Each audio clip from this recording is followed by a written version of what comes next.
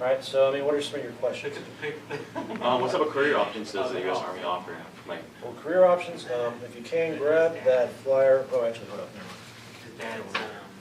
All right, now this is just the large generic thing that tells you every job. They that's want on. them. Okay.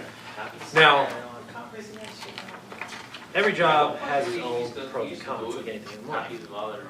It's how you build the Army to work yourself. Oh, they want scan? Yeah, they want. Look at the Army as the biggest scholarship fund that I no one stopped uses. doing it a long time ago, All man. right, there's college money that people have never used, that they can use while they're serving. Get the certifications from certain jobs, or all these jobs will come pretty much with certifications, but never using them correctly to go into the civilian life. All right, I'll give you this example. All right, most people don't know that our basic training, job training, and everything that we do in the Army career, for schools-wise, for military training, can actually be transferred into college credits. Okay, so I'll give you an example: recruiting. All right, this counts as 60 credits for a business degree. All right, if I wanted to transfer it over, I probably won't because that's not my route I'm trying for. But I have other people. Sergeant Carroll's a fellow just came over here. He's working on a business degree. Sergeant Espy, the guy right across from here, he's working on his master's in business right now. So it's all about how you properly use everything. Okay. So it would all break down, what do you want to do for a career? well, what interests me the most is Homeland Security, you know, like being an immigration officer. Okay, so I've looked into like CIA, FBI, Secret Services, other options for myself, because I'm combat arms, right? I'm infantry, and my job is to hunt down the enemy and engage and fire direct, all right? So, my skill set doesn't have a lot of civilian things, minus law enforcement, right? CIA, FBI, Secret Service, they would have more traits suited to my ability. So I looked into them, they wanted special operations time, all right? I was like, yeah, I'm not gonna do that right now, but if I wanted to, I could work towards that to actually get the certifications to do that, all right? And that'd be your best route for those things, okay? Because what law enforcement agencies look at when they look, be it Homeland Security, FBI, CIA, Border Patrol, Police Department, they all look at what they want, okay? Combat arms is usually the best for those jobs, for the simple fact is you have the tactical disciplines that you're running in case of the worst case scenarios happening. Oh, yeah, And that's military not discipline always that almost every job gets. But you're an easier mold. Okay, say, I give you an example, say you just want to be a cop, okay? And then you wanted to go military police, you're like, oh, military police here, I can be a cop out here. True enough, yes, they would hire you for the simple fact that you are military, okay? But they're gonna probably be a little more hesitant, because they have to break down all your bad habits of military law to civilian law, because they are completely two different beasts, all right? We have certain rules that supersede that of civilians and vice versa, okay? Because we're held to a different standard, usually a much higher standard than civilian law, all right? Like civilian law, you get a DUI, it's like, well, pay your fine, do your community service, move on with life. Military, no, they throw the book at you. So, two different animals. Unlike military police, if I want to just go law enforcement, I already have the tactical knowledge that they need. All they have to do is teach me civilian law. Quicker to train, quicker to put on the ground. All right, so you look at it from any corporation's standpoint, that's better fiscal investment. Less time to train, less money to train, move them out. Okay, because in almost anything, be it civil service, military, or even big corporations, for all corporations. Okay, and it all comes down to the bottom line. And unfortunately, that's what has put aside many problems in the Army, like hindering us in many ways. But in the long run, we still look out for each other more than anybody else. So, what else you got? And like with talking about yourself, like what are your career goals? Like what's your goal? Well, my goal is I'm continuing this probably for one more tour, and then I'm going to be leaving the Army. What exactly, not quite sure. I'm going to be working on a criminal psychology degree so I can profile people for high-end protection teams. And then hopefully retire one day. How long have you been working in the Army for? Do you think? This month, 8th year. The 8th year? Yeah. So, Man, that's crazy. So since high school you...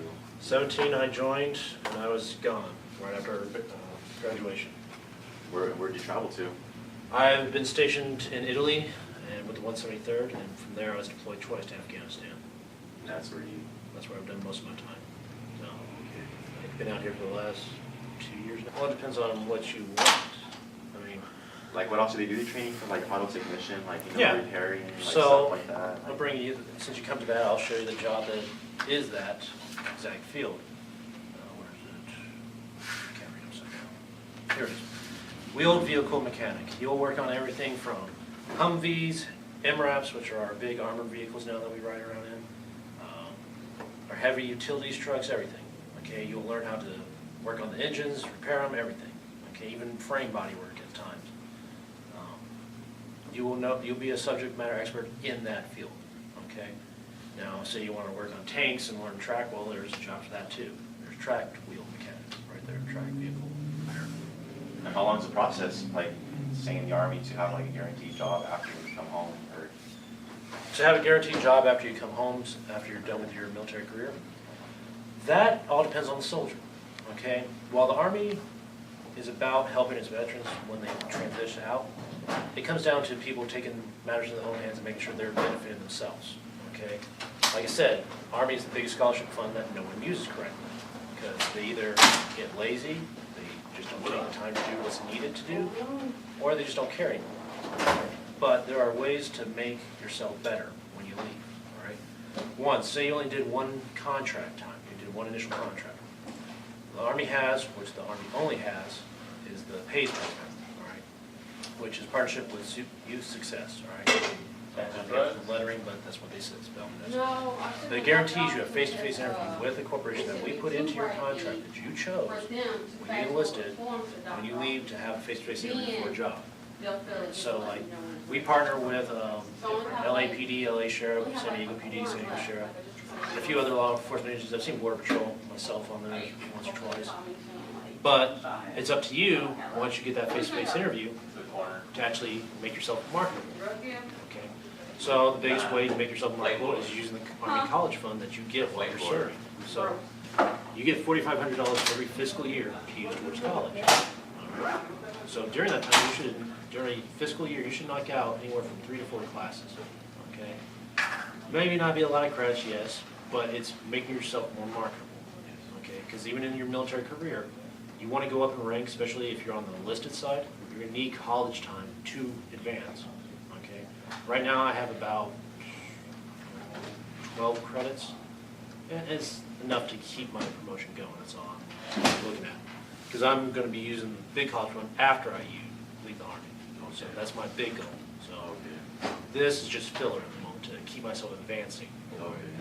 Now, a person that says they want to stay in 20 years, that should be the only thing they use, that $4,500 every fiscal year. They should have a master's, if not a doctorate, by the time they leave the Army after 20 years, if they use it wisely. Okay? That's how you make yourself marketable. That's how you set yourself up for stuff when you leave the Army. Right? Most people do not do that because, like I said, they either get lazy or they just don't care anymore. Right? The Army has given you all the things that you need. Okay? Take my job, for example, 11 Bravo, infantry. All right? I have management skills that most corporations are going to want because I know how to maintain multi-million dollars worth of equipment on a given time. Control anywhere from 10 to 16 people, just me leading a team. I have the management skills to actually run a platoon as well. So I can be running anywhere from 10 to 40 people at any given time, and I have the training to do it. So that's what corporations are going to look at, like, hey, we want this here. They're going to look at my reviews from my NCOARs, which are my record of my leadership skills, okay? Once you get to an NCO, which is what I am, you start getting those reviews, all right? They're going to see where I had my strengths, where I had my weaknesses, and so on and so forth. And they're like, okay, we want him. I can throw that into my resume when